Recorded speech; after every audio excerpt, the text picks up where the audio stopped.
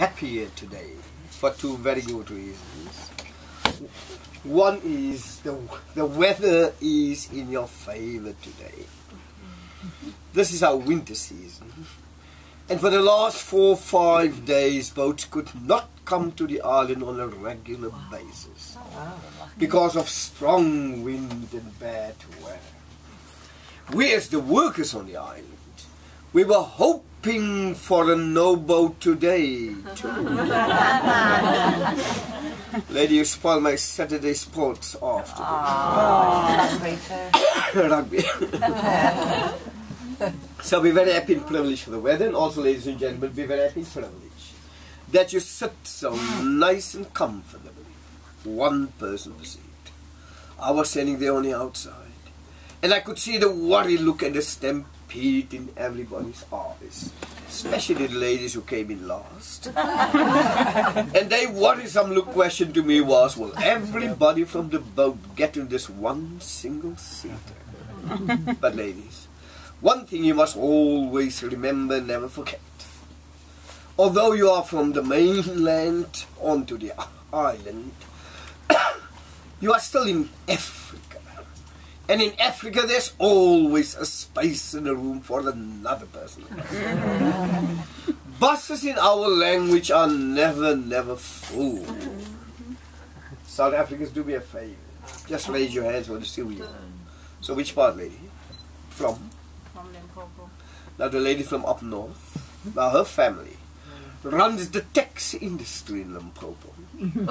Now a cab where she comes from, that's designed for 15 people, a 15 seat. If you're a 30th person on the outside, you plead to her, she will squeeze you in. So this is Africa. Robben Island, a very unique island. Now, except that the island was a place of banishment for political prisoners on the right-hand side, many other things happened on the island too. And on our journey now around the island, before the prison, I'm going to touch on all these little stories. The makeup of Robben Island, over hundreds and hundreds of years. And also, ladies and gentlemen, what makes this island so unique. So many nationalities came to Robben Island from all over the world, over the hundreds and hundreds of years. You name the country in the world, it was either on the island or had an impact upon the history of Robben Island. And just to test my theory for 1 minute here, I have to wait for all the other buses to go a little bit ahead before we can move. And just while waiting, gentlemen, you are from which country? From the Netherlands. The Dutchmen too were down here. 1652. Very naughty boys when the Dutchmen came in. When the Dutchmen came here 1652, they came without their women folk, without their wives. But 9 months later, the first colored person was born. Typical the Netherlands, typisch Holland. Now, I've been to the Netherlands myself in the 1960s. In the 1980s, our friends, comrades, had to run for their lives away from the police. It was the Dutch who accepted them, protected them, sheltered them. And I visited them many a times in the Netherlands, and I can tell you, out of all my travels right around the world, the Netherlands is the best. Except for one thing, and that is cheese in the morning, cheese in the afternoon, and cheese in the evening. And that I couldn't take off Dutch diet. I'll get to your stories later, how you landed here. Your great contributions to our freedom, gentlemen. England. The English too were down here. In fact, the English was the first set of prisoners who escaped to the island and not from the island. Typical the English, always backwards. And that's a very good reason why we have sent the English home. Very early in the Soccer World Cup. Thanks to the Germans. I'll get to your stories. from, lady? All English, how you are from? I'm from Scotland. The Scottish too were down there. The Scottish too were down here. Changed the character of Robben Island at one stage. You see the harbour where you got off was built by a Scottish engineer. Remember, the Scottish were great engineers before they became British.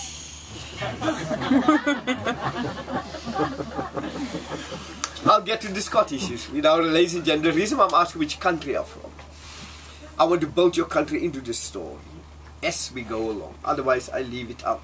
And I'm just waiting for the last two buses to go a little bit ahead. No other countries. And don't be shy. Brazil, here. How the Brazilians impact upon us. Now, ladies and gentlemen, it's better to understand this part of the tour. You'll appreciate the rest. 500 years ago, the Portuguese and the Spaniards signed an agreement in Spain. The agreement was that the Spaniards to take the Americas and the Portuguese Africa. Because of that agreement 500 years ago, the Portuguese landed first here. The first battle broke out. The Portuguese were driven to the east coast of Africa, colonized Mozambique, the west coast Angola. So when you go to those two African states, they speak Portuguese. If you go to the Southern American states, they speak Spanish, except for Brazil, that speaks Portuguese. Why do we speak the other two European languages? You see, before the advent of the Suez Canal in Egypt, the only sea route from Europe to India was down the coast of South Africa. The Dutch, the English, the French and the Danish battled it out here. Who should take control of South Africa? It was the Dutch who won the battle 1652. The Dutch ruled for 150 years, and then the English took over. And the English ruled for 100 years. That is why we speak the two European languages. That is Dutch, but we call it Afrikaans, correctly. And we speak the English language, because the English ruled for 100 years. And maybe my English is not as good as that of the butler of the Queen. English through my nose, but you'll understand my English. My friend from Brazil, 3 years ago, the Brazilian government donated 6 of these buses to Robben Island. You see the name right in front, Marco Polo. It's a Brazilian. So you too donated many things to us. Ladies and gentlemen, unless there's any other country, the last... US. From? Turkey. Let me just get to the Canadian story. Canadian? Yeah. You see, we are now once again, my friends, world politics is a strange phenomenon. Whatever happened anywhere else in the world affects somewhere else in the world. You see, after the Dutch ruled here, the Dutch had a choice. It's either the English or the French. But because the Dutch had to all fight against the French over the Belgium issue, the Dutch did not like the French here. And on the other side of the globe in Canada again, it was the French-speaking Canadians versus the English-speaking Canadians. In fact, they are still fighting today. Still, yes. And because of the battle in Canada, the English too did not like the French here. Yes, nobody from France. There's a French lady. My French lady, can you see? The French are not likable people in this world. So the French were driven deep up in Africa. So when you go to Central Africa again, they speak French. You see what I'm getting to you? But you too played a role in our struggle, my friend from Turkey. Believe me, I tell you that the Turkish too, the Ottoman Empire, had an impact on this island. I'll get to that story. You're the great-granddaughter of Atatürk. I'll get to your stories later. From the USA, you said, lady. And everybody for that matter. If you really want to understand and appreciate your tour on this island, it is so necessary that you'll have to understand what was the fight all about. 1,010 reasons why we so much want to get rid of the old government. Why people were posted to Robben Island as political prisoners by the thousands. One of the many reasons, in those days, if you're a black person in this country, You were not allowed to become a chemist, a pharmacist. 1 out of millions could become doctors. At one stage, out of 20 million blacks in South Africa, only 10 black doctors, 1 black dentist, and all of them educated in London, England, Glasgow, Scotland. The black man was robbed completely from education. To give you a better understanding, so many political prisoners who came down here could not even read or write. But those who left the country into exile, especially to the USA, via the Ford Foundation Fund, the Robert Kennedy Fund, you remember the Kennedy brothers, just to mention a few, were trained in these fields. Freedom Day 1994, Mr. Mandela robbed thousands back from America. And when you go to parliamentary levels today, these are the people that run the infrastructure, the government for us in this country. The black man was never exposed to such type of education. A great contribution. Later in the program, I'm going to give you a little layout of my own personal political career. My involvement in the struggle. But I was courier, messenger for the one revolutionary movement. And I traveled the world extensively. But one country I've never been to, the USA. And later I so much want to go to America for 2 reasons. One is my second hobby, is astronomy, stargazing. And you got the best and best of space observatory stations in the world. I say it in case the young lady over here is an astronomer, so that she can invite me over. But with a look in her eyes, she cannot differentiate the moon from the sun. My American lady. The second reason why I really want to go to America before I die, I want to go to Graceland.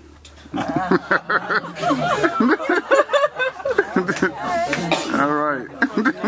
I'll get to your stories later. Ladies and gentlemen, there was always a battle. The very first political prisoner to Robben Island, 1653. The very last to have left this island, a free man, 1991. So you can imagine what happened in between these 2 dates. But at the end of the day, we will have to come back to the rest of the world and say thank you to you. During the days of our struggle for freedom, it was your countrymen who came back, supported us in the struggle, brought us where we are today, at least to tell the story. Young South African lady, never to forget, many of our friends, our comrades, died in combat by the thousands. We are the fortunate ones to have come back alive, to come and tell the story. And on our journey around the island, I'll make sure I'll come back to all your great contributions to our freedom. Just 1 second before you start. The gentleman sitting next to the French and the African lady there, you're from? Italy. From? Italy. Today I'm going to take the Italians, the Germans and the Japanese and put them into one pot and cook them. The Second World War turned Robben Island into a military base. You see what happened there? Affected us down here. So there's no other countries that want me to include you in this story. I thought you're from America. Originally from Zambia. My friends, the great-granddaughter of KK. Kenneth Kaunda. What will you do if I tell you that I've met Kenneth Kaunda many times in the South? I won't be surprised. It was the Zambian government, the first African state that has opened up its borders for the freedom fighters to get military training. I met them. I've been to your country many a times. Great contribution to our country. Thanks.